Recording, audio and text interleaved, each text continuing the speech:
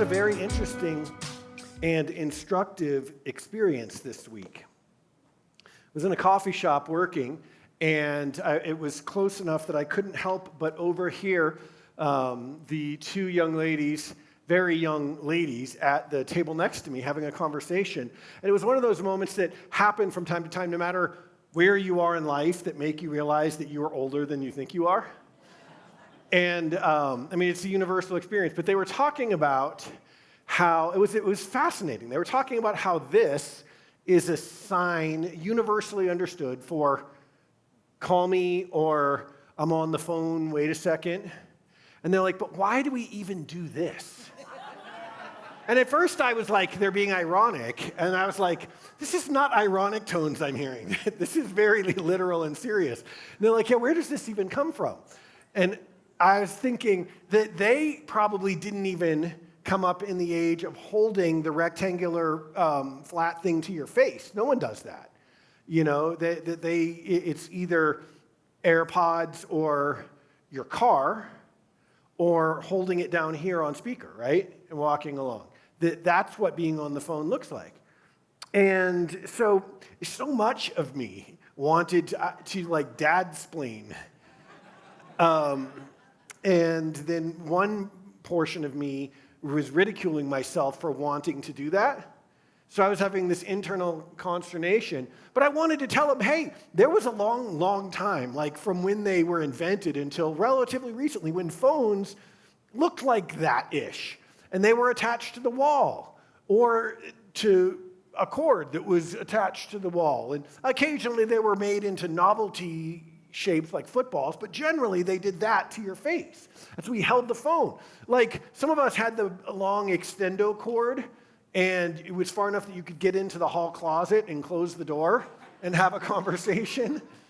Did anyone have the comfort rest on the shoulder thing? Like I bet you like rocked the comfort rest. Like you're making dinner while talking. I can just envision it. But there's a whole world of humans that understand that this is the sign for I'm on the phone and have no earthly idea why. And I thought this is kind of like how prayer is, if you think about it. It is at once the most and least intuitive of Christian disciplines. Like there is nobody, even outside of faith, maybe far outside of faith, de-churched, unchurched, anti-churched, pick your prefix, who is unaware that prayer is a part of religion. Nobody doesn't know that. But there are many, I think, of us who have been insiders to Christian faith, and maybe for quite some time, who, if we're honest, have no idea why. I had an interesting conversation that I was really grateful for with one of our church family a few weeks ago who told me in a moment that it sounded like a little bit of a confession, but it made perfect sense, and it was really helpful for my understanding in how to be a good pastor to us. Said, honestly, I know I'm supposed to pray, but I'm not sure why I should pray, if I'm honest. So that's what we're going to talk about this morning. Why should I pray? We're beginning today a series or a study that is an installment in a recurring series, a meta-series, if you like, that we return to periodically year over year because of its foundational importance. It's called the Jesus Way, and we derive the title for this meta-series from a book by the same name written by one of my faith heroes, Eugene Peterson, who observed the Jesus way wedded to the Jesus truth brings about the Jesus life. Now, this, of course, is an exposition on one of Jesus' teachings where he says, I am the way, the truth, and the life. Okay, so unpause. Jesus, as the truth, gets far more attention than Jesus as the way. Jesus as the way is the most frequently evaded metaphor among the Christians with whom I've worked for 50 years as a North American pastor. We can't suppress the Jesus way in order to sell the Jesus truth. The Jesus way and the Jesus truth must be congruent. Only when the Jesus way is organically joined with the Jesus truth do we get the Jesus life. I find this proposition to be instructive, inspiring, and perhaps among the most illuminating ideas that I've come across in the last 10 years. It's true as I think about it. We major, and when I say we, I include and perhaps primarily refer to we, the pastoral or Christian leadership class, major on the Jesus truth. Understand our vocation as to convince of the Jesus truth. Install the Jesus truth in God's people. But his ways seem to be as important and half as understood, if that, as his truth. And so our aim in this study, the Jesus way, is really to take Jesus up on his offer. He said, "Come to me and learn from me.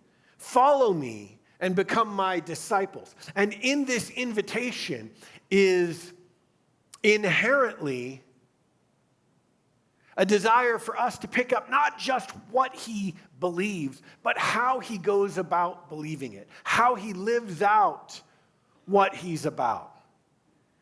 It's the ways of Jesus, probably more, at least more enduringly than the truths of Jesus, that the disciple is a student of.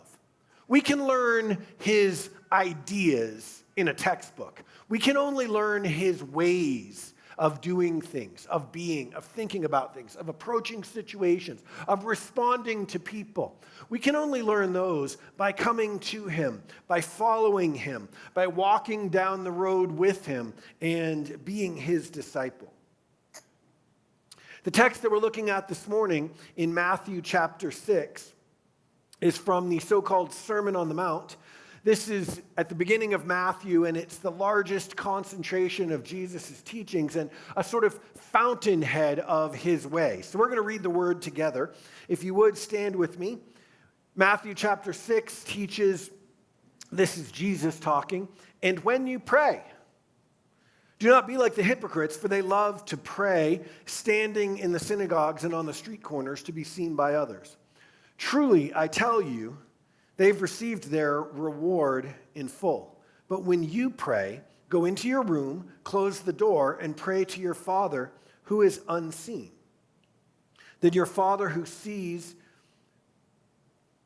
what is done in secret will reward you. And when you pray, do not keep on babbling like the pagans, for they think they will be heard because of their many words. Do not be like them, for your Father knows what you need before you ask him. This, then, is how you should pray. Our Father in heaven, hallowed be your name. Your kingdom come, your will be done on earth as it is in heaven. Give us today our daily bread, and forgive us our debts as we also have forgiven our debtors. And lead us not into temptation, but deliver us from the evil one." This is the word of the Lord. You may be seated. It's fascinating to me that Jesus begins this towering discourse by saying, "When you pray." Not if you pray, but when.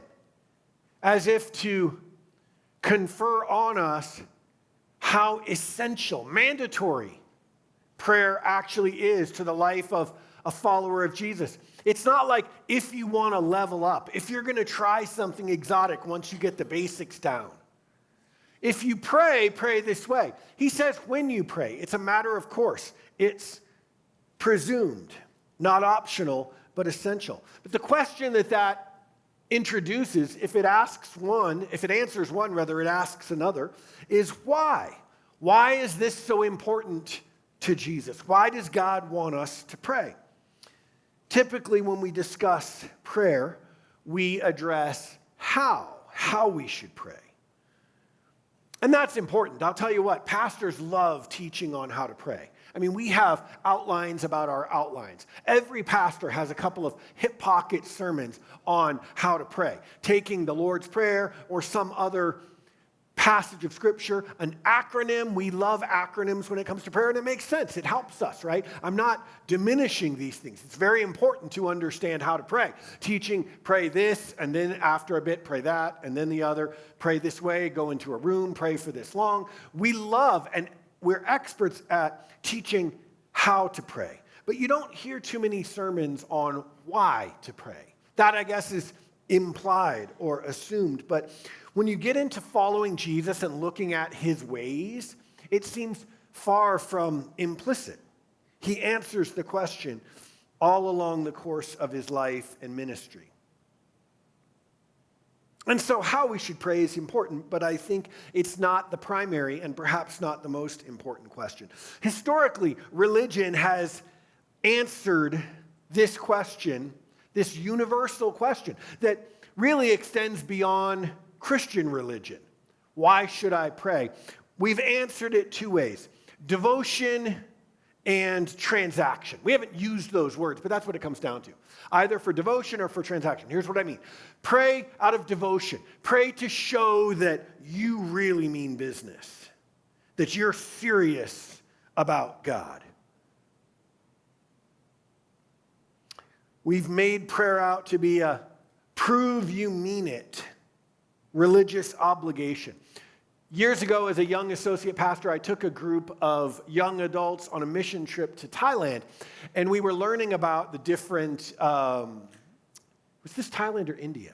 Might have been India. Anyway, it was Southern Asia. I can't remember which trip I experienced this in, but we went to a variety of temples to learn about the ways that people understood and expressed their religions. And we went to the temple of the Hindu god Vishnu. And I noticed there that temple and that god, Vishnu, featured a particular expression of devotion where people would bring bananas and put the bananas at the base or even in the mouth of the statue of Vishnu. And so I afterward asked our host, why the bananas with Vishnu? And he's like, I confess I'm not totally sure. I just think it just shows that we're really serious, that we're really committed. And while that's easy from a young person from the West's perspective to diminish or even laugh at, isn't that what we've so often been taught to do with prayer, sticking so many bananas in the mouth of a statue of God? Because he wants us to, akin to like standing on your head and spinning around if God said that's the thing to show that you really mean religion. Okay, I know I ought to want to do it, and I'll tell people I do it. Like, how many of us said, I'm praying for you, and didn't pray for them, right? It means I'm thinking about you. It's code in our culture. I'll be praying for you means I won't be praying for you. But we say it, and we know we ought to do it, and we think it's important that people think we do it because it means devotion, right? Like sticking the banana in the statue's mouth. The other reason we've been taught that we should pray, such as the why has been addressed at least tacitly, is transaction, a means to your desired end. It's the work you put in to get the result. I got to do the stuff in order to get the goods. And if we know anything as 21st century Westerners, it's how to get the goods. It's how to conduct an effective transaction, right? And that's not necessarily wrong. We've been taught pray in order to get the stuff that we want or need. It's kind of like prayer, like the way British Hannah motivates me on the Peloton. Anyone else motivated by British Hannah, who's an Olympian and never even breaks a sweat while I'm like, going up the hill? She's like, it's 20 minutes. Except she says it with this impossibly motivating British accent. It's 20 minutes of hard work and pain for the results. Think of it, and then she'll go on to tell me all the better things about my life, which are true if I finish this workout. It's kind of how we've motivated people to pray, and it's actually been not totally ineffective. It's just perhaps wrong-headed or at least secondary as far as whys go. Pray in order to get the goods from God. That reduces God to a dispenser of goods and relationship with God to a transaction that benefits, well, me, if I'm honest. Here's the thing. The ways of Jesus suggest a very different why when it comes to prayer. Hidden in plain sight, embedded like a code in some of the most familiar words ever spoken, is the key to a critical way of Jesus. If you were to be like on Family Feud and asked, what does the survey say is the most familiar Bible verse? Right? I'm sure that's been a Family Feud question at some point along the way. Most familiar Bible verse. I would say there's 4 or 5, maybe 6 that would come up. One of them undoubtedly, if not number one, in the top 2 or 3 would be, Our Father who art in heaven. So familiar. Our Father who art in heaven. But in this familiar verse, there's something that we must not miss. Matthew chapter 6, in our text this morning, verse 9, this then, Jesus says, is how you should pray. Our Father in heaven. Jesus, when he was teaching them to pray, when he was praying, he wasn't performing some religious duty, and he wasn't greasing the wheels for some lucrative transaction. He was actually connecting with his dad. When seeking to understand why we should pray, I think a great place to start is to ask, why did Jesus pray? Why did Jesus pray? It wasn't out of devotion. It wasn't for transaction. Jesus prayed for relationship. He knew God foremost as Father, and his prayer life flowed from that. Look at Jesus' life in the scriptures. Go just walk through this with me real quick. Luke chapter 2. He's a young person. He's not even grown yet. He's a kid. His family went to Jerusalem to observe the religious festival, and they lost Jesus. His parents, like any parents would be, were worried, sick. Finally, they found him in the temple, and his mother said, "Son, why have you treated us like this? Your father and I have been anxiously searching for you." Boy, Jesus talking. "Why were you searching for me? Didn't you know I had to be in my Father's house?" Fast forward to Jesus at the beginning of his public ministry.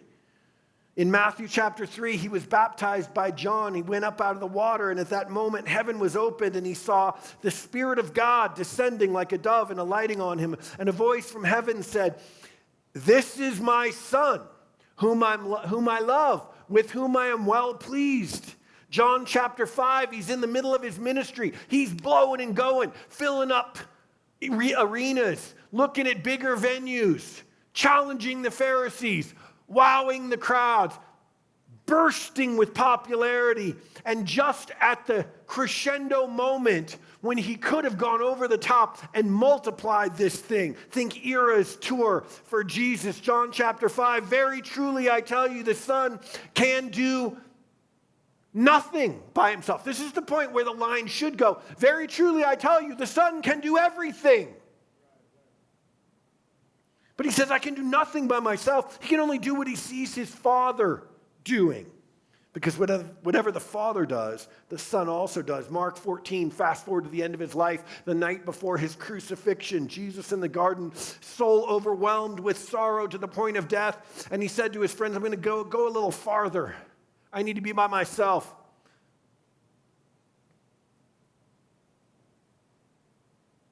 And so he went a little farther, and he fell face down to the ground, and he prayed, "Abba, Dad, I need help." From beginning to end, it was relationship. This relationship with his Father that drove Jesus' prayer life, because this relationship with the Father drove Jesus' life. It was the singular, most important fact of his life. He modeled for us a life of regular prayer that flowed from and fueled this vital relationship. And so, what is the Jesus way that we'll identify today? Prayer it's not about duty. It's not about leverage. Prayer is about relationship with the Father. Before you say a word or bring a request to God or get into your own agenda, you must establish the why. This is the way of Jesus. And for Jesus, it was always about relationship. Didn't you know? I had to be in my Father's house. Okay, so zoom out back to us. That's all well and good for Jesus, who was, in fact, the Son of God. But how does that apply to me? We'll zoom back out all the way and ask the question, why did Jesus come to earth in the first place? John chapter 1, no one has ever seen God but the one and only Son, who is himself God and is in closest relationship with the Father, has made him known. The one who's in relationship with God came to expand that relationship, to invite us in, to reveal God to us. He came to reveal the Creator to humanity, and the Creator he revealed created us for relationship. In verse 12 of that same chapter, to those who believed in Jesus' name, he gave the right themselves to become children of God. So sure, he's the Son of God. Makes sense why he would look at the Father and say, Abba, in his time of need. But see, Jesus came to reveal God, a God who said, I value you as my children enough to send Jesus Christ to die on a cross so that you could be forgiven, free, and restored. Not so you don't screw it up again, restored to your default factory settings, your creative intent, which is relationship with the Father. Jesus' Father is your Father too. In the broadest context, he came to restore us to that relationship with God. And so back to our text this morning in Matthew 6. When you pray, Jesus says, go into your room, close the door, and pray to your Father, who is unseen. Then your Father, who sees what is done in secret, will reward you. Your Father knows what you need before you ask him. It's not about the transaction. It's not about showing him you really mean it. It's about understanding that God is your Father. He says it 3 times in 2 verses. He wants this to be unmistakably clear. This is the way of Jesus. We in the Christian world have dissected this teaching in Matthew 6 endlessly, trying to deduce a formula or extract a mechanic that'll make prayer work. I wonder if we've maybe missed the point. Your Father.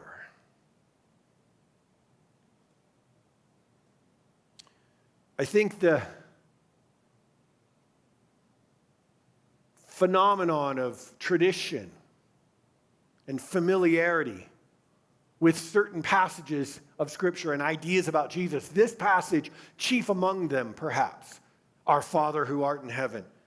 I think this tradition familiarity can mask how actually outrageous, how certainly unexpected this statement is.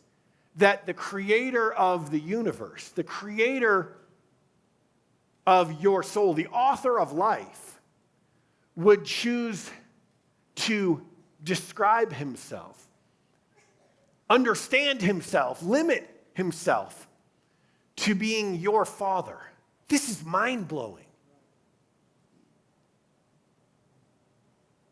Your Father is loving. Your Father wants to be in your life.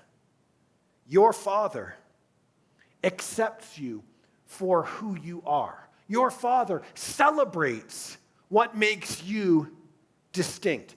Your Father wants a relationship. And so we return to the question we asked at the beginning. Why should I pray? Because prayer, unlike anything else, cultivates relationship with God.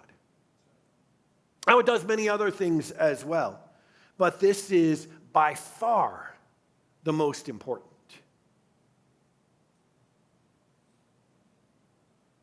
You know, I love this word. I pull it out once a year, this phrase. Lawyers like it even more than I do, and I have paid too many dollars to lawyers over the decades, and so I borrow some of their smart-sounding phrases, one of which is sine qua non. Latin means without which not. Relationship is the sine qua non of prayer, the indispensable ingredient, the core component, the thing that if you take it away, the thing ceases to be the thing. The engine in a car, the fizz in a soda, the relationship in prayer. It's the sine qua non, without which not. Too long have we tried to know God by other means, by studying him in a textbook or in a classroom or in a 12-week course. And those are not bad. They're good and important. We can learn a lot of necessary things from textbooks and classrooms. But imagine you're going to marry someone,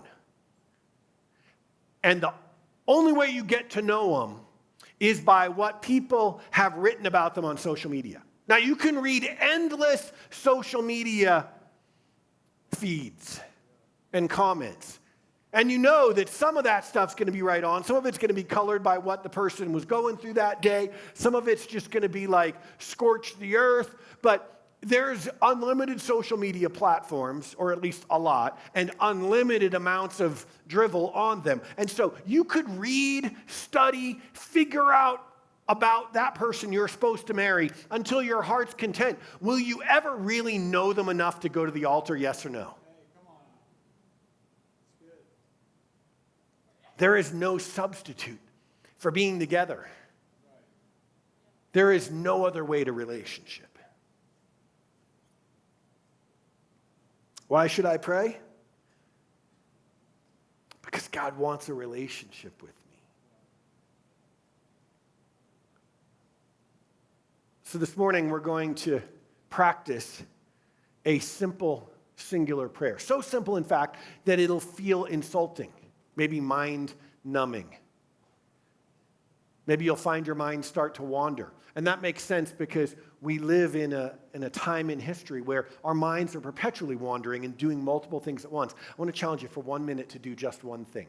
So Dennis is going to play, and then I'm going to say it, and I'm going to invite you just to be quiet, get comfortable, take away whatever's distracting you for a minute, and then in your heart or out loud, if you want to whisper it, just pray this one singular prayer. And then this week, I invite you to do the same thing. Take 5 minutes in your day. Get alone, get quiet, still your mind, and pray this. Here it is. God, I want to know you.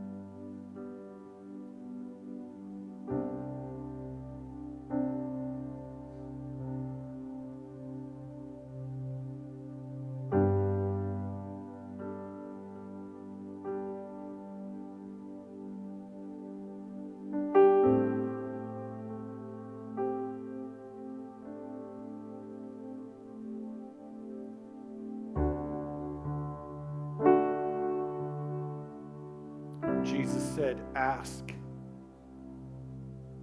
and you will receive. Seek and you will find.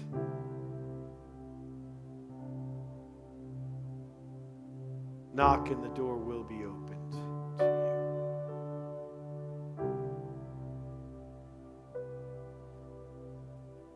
Maybe we don't need a paint by numbers model for prayer today.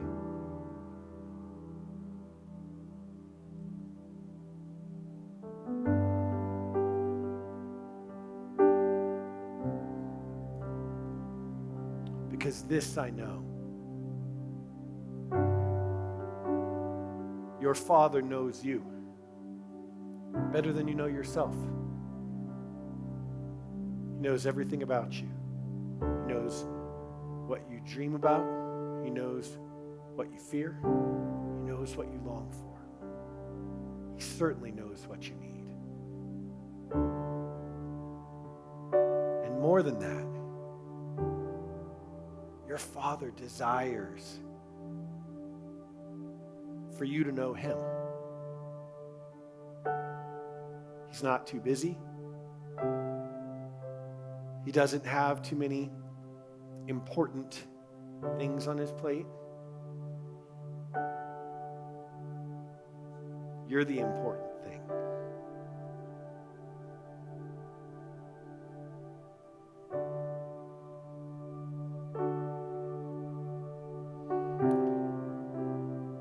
So this week I want to challenge you. If you're a prayer ninja, or if you're like, like my friend who said, if I'm honest, I'm not sure why I should pray. Wherever you are, let's strip it way down. We all are familiar with the concepts of mindfulness that, fortunately, whether it's through meditation or through yoga, through some other means, are helping us slow down and single task for a few minutes. Do that. Do that thing. And then when you can get your soul quiet and your mind focused, don't be harsh with yourself. If it wanders, just bring it back and just pray, God, I really want to know you.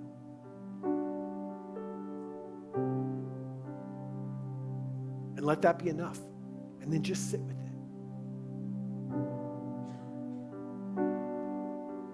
Because in the quiet, in the empty space, in the stillness, there God is.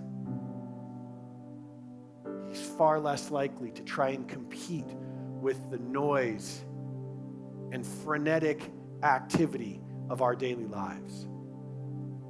But if we make room, he'll come and fill it.